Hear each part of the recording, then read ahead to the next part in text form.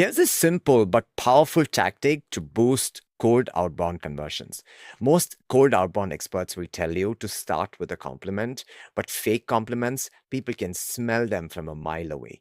Instead, use your prospect's own customer testimonials. Why? Because it's real, it's genuine, it builds trust. And here is a bonus: people never get tired of hearing the positive impact they have had on others.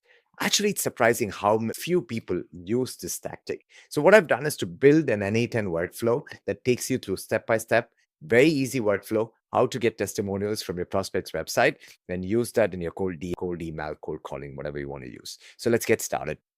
So it all starts with a webhook. I've loved using Airtable and N8N because they seem like match made in heaven. And Airtable is really nice in terms of giving you both an Excel kind of view, but also giving you application kind of features. So it combines the best of both worlds because it's easy to use and it has powerful capabilities. So I've connected N8N and my Airtable to a simple automation code over here. So the code, I've got that from ChatGPT. I'm going to put that if you want to just copy paste it. And the only thing you need to do is to change the webhook URL over here and add the record ID on the left. So when you add the record ID to your webhook, it gets transported into N8N, which gives N8N data on who the customer is. So in this case, you'd copy the URL from here. So that's it. In this case, you have the test URL if you're going to test. And if you're ready to go live, you do the production URL. They're slightly different. You put that into the Airtable over here, literally copy pasting this over here. And then you'd keep the question mark record ID. Yeah, by picking the record ID over here on the left. Airtable makes it pretty easy, actually. So you look for record ID over here, add the URL, and now your two systems are connected. Once they're connected, you have the Airtable node to actually get more data on the record. So let's look at an execution over here. Copy this to the editor. And here you can see now that because of the record ID, I can see who the customer or who the person is that I'm trying to get to the records that I'm getting from Airtable. And then I do a web scrape. This is where I get the testimonials. So I use a very simple GET request. You have a lot of creators on YouTube out there showing you very complicated workflows. I love simple workflows that actually are easy to maintain. They have not more than 6-8 nodes, which is really what I like to build. In this case, I use a very simple web scraper that does 90% of the job. It's not going to be perfect in terms of getting all kinds of websites and all kinds of data from the website, but we're just looking for a very simple testimonial data over here.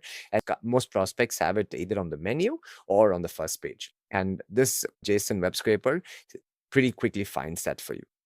So you simply add a GET request and you put in the website by dragging and dropping this here into N8N, and then boom, you have the website. Now, if you want a little bit more of an advanced scraper, I'd recommend you to use API. API is the world's largest marketplace when it comes to scraping. And if you pay a little bit of money, like $10, $20, you find scrapers that are really good. You can go into levels of websites. If you think your prospects have their testimonial data hidden, which I simply don't think is usually the case. So again, I believe in 80-20, so 80% of the time this is going to work out, right? I've also done a fallback in case it doesn't, which I'll show you. Now what I do is to clean this up because you get a lot of data from the web scraper and you really just want the cleanest data, right? Once you get that data, you add that into an OpenAI model. And in this model, I give it a very simple prompt saying, based on the information over here, can you find me testimonials that are from their website?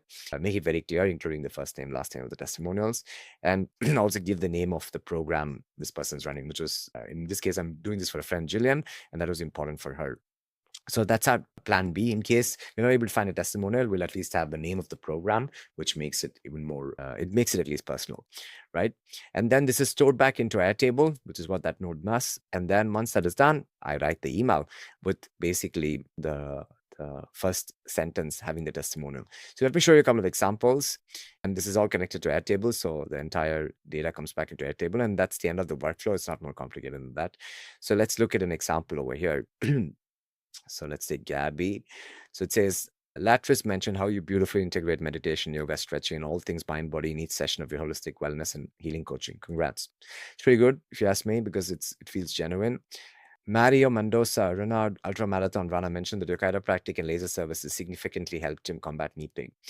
I think it's pretty good. And then you can have like fallbacks, right? So this is a fallback. So in case you can't find testimonials, then at least it finds the name of the program or the platform that they're running, again, which makes it feel that you've done some research. Just doing this bit of research and doing multi-channel outreach with this data and having sort of a set email or set messaging should give you pretty good open rates and pretty good conversion rates. But obviously, the game is changing really fast. I also see that in my own work that open rates are going down, or reply rates are going down. Open rates stay the same, and that's because a lot of people are starting to catch up. And what that basically signals for me is you need to get more sophisticated, and the best way to get more sophisticated is not volume but quality. So I've started doing really targeted outreach instead of going after volume. So I'm really very focused on how do we get the leads list to be high quality, how do we get the niche to be really dialed in, and then I experiment with just the first sentence in my opening, because that's literally where the maximum leverage is. So if you get the opening of your email or opening of your DM right, get in, right? And I try to make sure that the offer is very clear in an email. And if it's DM, I'm not asking or pitching anything in the first message. I'm simply trying to build a relationship. Email is slightly different. So obviously you have to adapt based on the channel, and you have to be very focused on what value, what is in it for them. But this workflow, which literally has 8 nodes, can give you fantastic opening rates, can give you fantastic reply rates, because it feels genuine. And as again, the beauty over here is in prompting.